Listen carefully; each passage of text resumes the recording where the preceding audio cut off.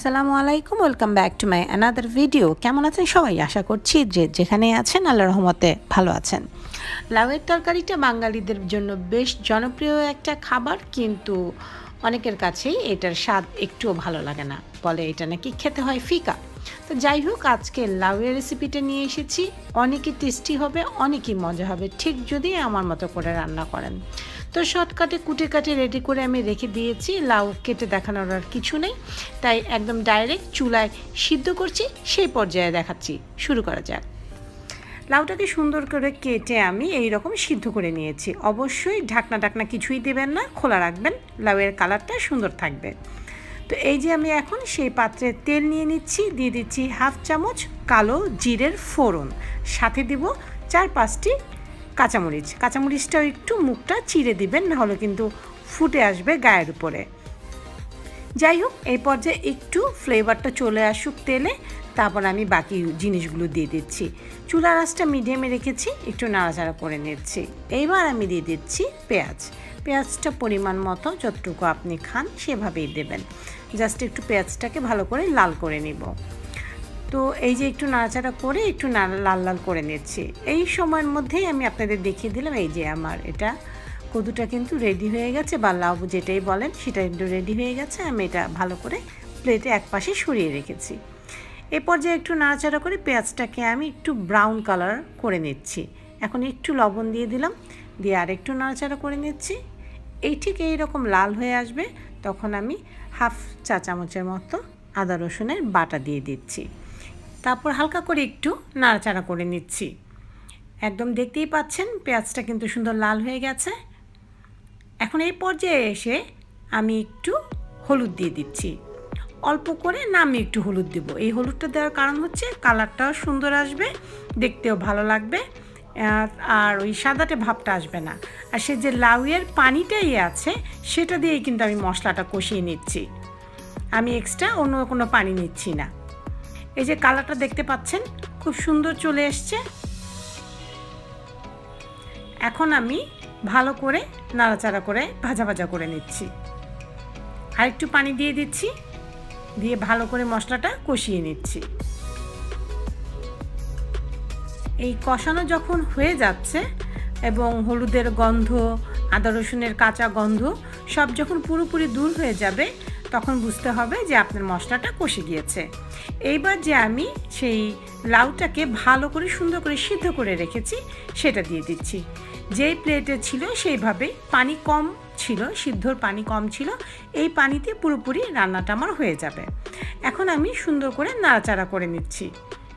দেখতে পাচ্ছেন যে আমার লাউ, যে কদুটা বলেন বা লাউ বলেন যেটাই বলেন, এটার কালারটা কত সুন্দর রয়েছে।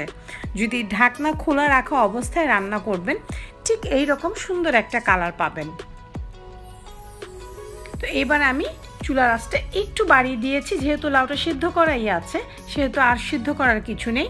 জাস্ট মশলাটা ভালো করে কষে লাউয়ের ভিতরে ভালো করে ঢুকে যাবে, তারপর আমি ভালো করে নাড়াচাড়া করে ভাজা করে তেলে তুলে নিব। এইটা হচ্ছে লাউয়ের তরকারির ভাজি। এই পর্যায়ে আমি অল্প করে একটু চিনি দিয়ে দিচ্ছি, এই হাফ চামচেরও কম হবে এইরকম পরিমাণের একটু চিনি দিচ্ছি। যারা একটু মিষ্টিটা বেশি খেতে চান তারা আরেকটু চিনিটা বাড়িয়ে দিতে পারেন। দেখেন প্রায় কিন্তু আমার পানিটা শুকিয়ে আসছে, এখন ভালো করে ভাজা হয়ে আসছে। এই পর্যায়ে এসে আমি একটা মুরগির ডিম ভালো করে ফেটিয়ে নিচ্ছি। এইটা আমি ভালো করে ফেটিয়ে লাউয়ের ওপর ঢেলে দিচ্ছি। সাথে সাথে নাড়াচাড়া করব না, একটু ওয়েট করব যেন এটা একটু জমাট মতো বাঁধে, তারপর যে আমি একটু নাড়াচাড়া করছি। ঠিক যতটুকু সময় আমি দেখতে পাচ্ছেন এই এতটুকু সময়ই আমি রেখেছি। দেওয়ার পরেও কিন্তু কালারটা একটু চেঞ্জ হয়ে যায় ডিম দেওয়ার পরে। তো তারপর যখন ডিমটা আবার ভাজা হয়ে যায়, আবার ঠিক সেই যে লাউয়ের কালারটা আছে সবুজ একটা ভাব, সেটা কিন্তু আবার চলে আসবে। তো এই যে ভালো মতন আমি নাড়াচাড়া করে নিচ্ছি, ডিমটাকে ভালো মতো ভাজা করে নিচ্ছি। ঠিক দেখবেন যখন ডিমটা ভালো মতো ভাজা হয়ে একদম তরকারিটা কমপ্লিট হবে, তখন কিন্তু বুঝার একটা ট্রিক্স আছে, সেটা হচ্ছে পুরোপুরি তেল বের হয়ে আসবে। সেই পর্যায়ে বুঝতে হবে আপনার কিন্তু রান্নাটা কমপ্লিট হয়েছে। এখন দেখেন আমার তরকারিটা কিন্তু ড্রাই হয়ে আছে, শুকনো শুকনো হয়ে আছে, কোনো কিন্তু তেল উঠে আসেনি। যখন তেলটা উঠে আসবে সেই পর্যায়ে আপনাকে বুঝতে হবে যে আপনার এই ভাজিটা কিন্তু রেডি হয়েছে। অনেকে কেন বলে যে টেস্ট হয় না, মজা হয় না, কারণ পানিটা রয়ে যায়, পানিটা ভালো করে টানা হয় না। ঠিক 5 মিনিটের জন্য আমি একটু ঢাকা দিয়ে দিচ্ছি। এখন দেখেন ভালো করে কিন্তু আবার পানি ছেড়েছে। এখন এই পর্যায়ে এটা আপনার অপশনাল, মন চাইলে অল্প একটু টমেটো দিতে পারেন, না মন চাইলে কোনো সমস্যা নেই। বাস তৈরি হয়ে গেল একদম ঝটপটে আমার খুবই মজাদার লাউয়ের ভাজি। এখন আমি পরিমাণ মতো ধনিয়া পাতা দিয়ে দিচ্ছি।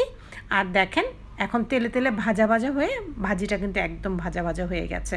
আমি গ্যারান্টি দিয়ে বলতে পারছি 100% বাচ্চা বড় ছোট যাকে এই ভাজিটা দিয়ে ভাত খেতে দিবেন সে খুব মজা করেই খাবে, কিন্তু তারপর আপনি যখন বলবেন এটা লাউয়ের ভাজি ছিল সে কিন্তু বুঝতে পারবে না।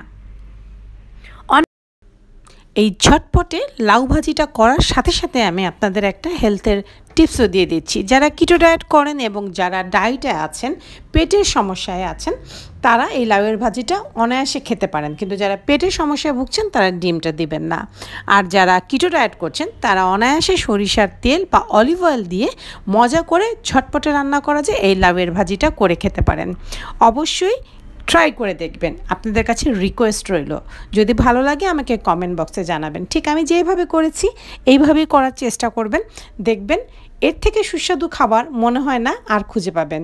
যখন খুব খারাপ লাগবে, পেটের জন্য, স্বাস্থ্যের জন্য, সব কিছুর জন্যই ভালো। আর বাচ্চারা তো লাউ খেতেই চায় না, এইভাবে ভাজি করে দেন, বাচ্চারা তো ডিম পছন্দ করে। সবাই ভালো থাকবেন, আমার জন্য দোয়া করবেন। আল্লাহ হাফেজ।